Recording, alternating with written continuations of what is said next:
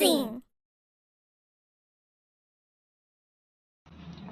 आपण बनवतोय गोडाचा शिरा। त्यासाठी काय करायचंय, 1 चमचा तूप घालून घेऊयात।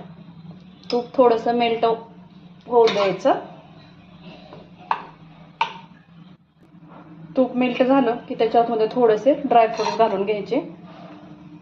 ते चांगले मिनिटभर परतून घेऊयात। गॅसची फ्लेम लो ठेवायची।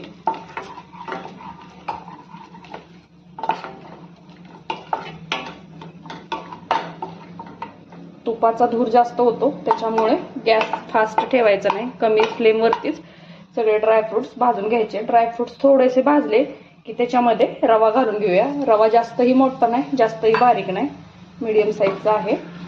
तोही व्यवस्थित या तुपामध्ये अगदी गुलाबी रंग येईपर्यंत भाजून घेऊयात। तुम्ही बघू शकता आपला रवा छान असा गुलाबी रंग येईपर्यंत आपण भाजून घेतलाय। आता त्याच्यामध्ये आपल्याला पाणी ऍड करायचंय।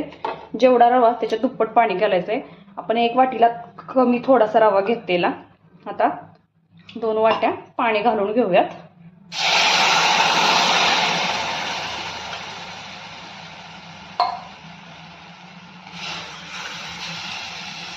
हे व्यवस्थित मिक्स करून घेऊयात, जेणेकरून रव्याच्या गाठी होणार नाहीत। हे व्यवस्थित मिक्स करून घ्यायचं।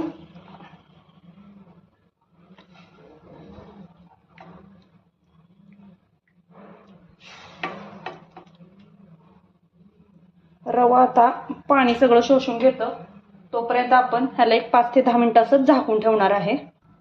झाकून ठेवूया असंच 5 मिनिटं। तर 5 मिनिटं झालेत, आपण झाकण काढून घेऊयात। छान असं त्यातलं पाणी आटलेलं आहे। आता व्यवस्थित एकदा हलवून घ्यायचं। आता आपण त्याच्यामध्ये साखर घालून घेणार आहोत। तुम्ही तुमच्या आवडीनुसार कमी जास्त साखर करू शकता।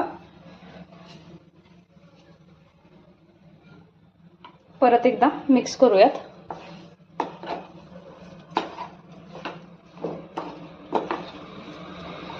आता ह्याच्यामध्ये घालून घेणार आहे आपण चिमटभर मीठ। कोणताही गोडाचा पदार्थ करताना मीठ घालायचं, म्हणजे त्याने टेस्ट अजून छान येते। त्याच सोबत जाईल त्याच्यामध्ये वेलची पावडर,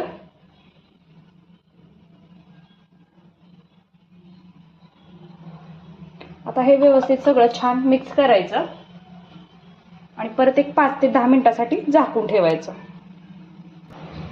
आपला आता शिरा बनवून तयार झालेला आहे। मस्त अशा त्याला वाफ बसलेली आहे। एकदाशी हलवून घेऊया सगळं व्यवस्थित आणि आता प्लेटमध्ये काढून घेऊया। म्हणून आपला तयार झालेला